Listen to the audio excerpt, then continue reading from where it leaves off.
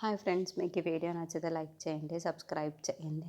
కార్తీక్ చేతుల్లో నుండి దీప చిన్నప్పటి ఫోటో కింద పడిపోతూ ఉంటుంది. అది చూడగానే అక్కడున్న కార్తీక్ చాలా కంగారు పడిపోతూ ఉంటాడు. అయ్యో, ఇప్పుడు దీప చూసేస్తే ఏంటి పరిస్థితి అని చెప్పేసి తనని వెంటనే తీసేసుకొని దాచేస్తూ ఉంటాడు. అది చూడగానే అక్కడున్న దీప ఏంటి ఏదో దాస్తున్నట్టు ఉన్నారు, అదేంటో ఫోటోలా కూడా అనిపిస్తుంది నాకు, ఏంటి అది చూపించండి అని చెప్పేసి అడుగుతూ ఉంటుంది. ఆ మాటలు వినగానే అక్కడున్న కార్తీక్ అయితే అదేమీ లేదు, ఏ ఫోటోలు లేవు, ఏమీ లేవు అని చెప్పేసి అంటాడు. ఆ మాటలు వినగానే అక్కడున్న దీప మాత్రం లేదు లేదు, మీరు ఏదో దాస్తున్నారు నాకు తెలియకుండా, అదేంటో కాస్త చెప్పండి, లేదంటే చూపించండి అని చెప్పేసి అంటుంది. ఇంతలో అక్కడున్న కార్తీక్ మాత్రం ఇది నా చిన్నప్పటి ప్రాణదాత ఫోటో అని చెప్పేసి అంటాడు. ఆ మాటలు వినగానే అక్కడున్న దీప ఒక్కసారిగా షాక్ అయిపోతూ ఉంటుంది. ఏంటి ప్రాణదాత ఫోటో అంటే నా ఫోటోనే అని కదా అర్థం.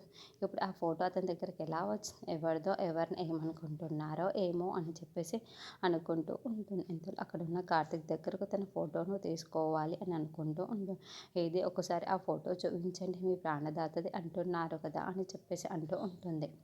ఇంతలో అక్కడున్న కార్తీక్ మాత్రం లేదు లేదు, నేను ఆ ఫోటోనే చూపించాలి అనుకోవటం లేదు, తను కాస్త పెద్ద అయిపోయి ఉంటుంది కదా, నీ అంత వయసు వచ్చేసి ఉంటుంది, ఇది ఎప్పటిదో చిన్నప్పటి ఫోటో, ఆ ఫోటోని నువ్వు ఇప్పుడు ఎందుకు చూడడం చెప్పు అని చెప్పేసి అంటాడు.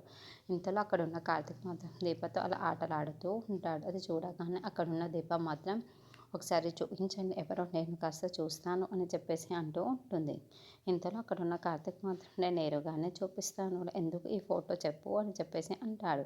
అలా అక్కడున్న దీపతో తన ఫోటోని ఇవ్వకుండా అటు ఇటు తిప్పుతూ ఉంటాడు. అలా మంచం మీద కింద పడిపోయి దీప పైట తన మీద పడిపోతూ ఉంటుంది. ఏంటి ఫోటో చూపించమంటే ఇలా చేస్తున్నారు అని చెప్పేసి అనుకుంటూ ఒక్కసారి అలా పడిపోవటంతో అక్కడున్న దీప ఒక్కసారిగా షాక్ అయిపోతూ ఉంటుంది.